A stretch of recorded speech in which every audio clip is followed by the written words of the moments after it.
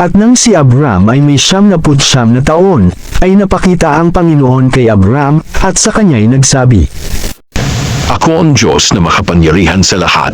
Lumakad ka sa harapan ko at magpakasakdal ka, at ako'y makikipagtipan sa iyo at ikaw ay aking pararamihing mainam. At nagpatira pa si Abram, at ang Diyos ay nakipag-usap sa kanya, na sinasabi, Tungkol sa akin, narito, ang aking tipan ay sumasa iyo, at ikaw ang magiging ama ng maraming bansa. At hindi natatawagan ang pangalan mong Abram, kundi Abraham ang magiging iyong pangalan, sapagkat ikaw ay ginawa kong ama ng maraming bansa.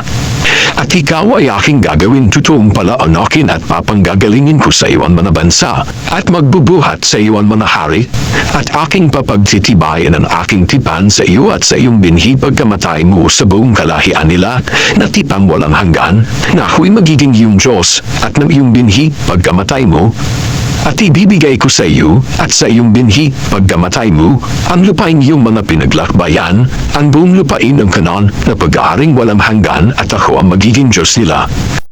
At sinabi pa ng Diyos kay Abraham, At tungkol sa iyo, iingatan mo ang aking tipan, iingatan mo at ng iyong binhi pagkamatay mo, sa buong kalahian nila. Ito ang aking tipan na inyong iingatan sa akin at sa inyo, at ng iyong binhi pagkamatay mo. Tutuliin ang bawat lalaki sa inyo, at kayo'y tutuliin sa laman ng inyong balat na masama, at ito ang magiging tanda ng aking tipan sa inyo.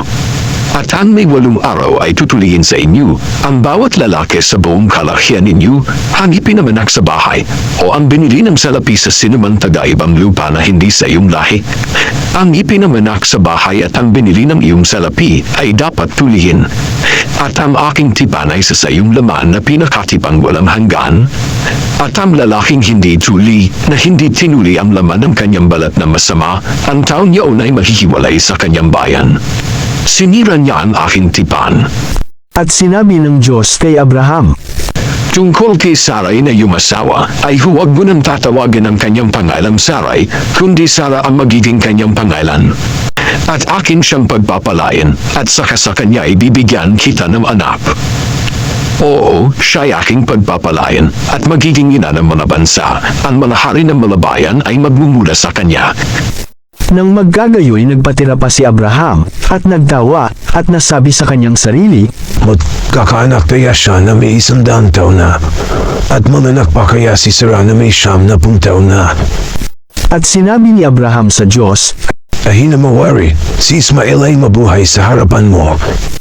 at sinabi ng Diyos, Hindi, kundi ang iyong asawan si Sarah ay magkakaanak sa iyo, at tatawagin mo ang kanyang nalang Isaak, at aking pagtitibayin ang aking tipan sa kanya ng pinakatipang walang hanggan sa kanyang lahi pagkamatay niya.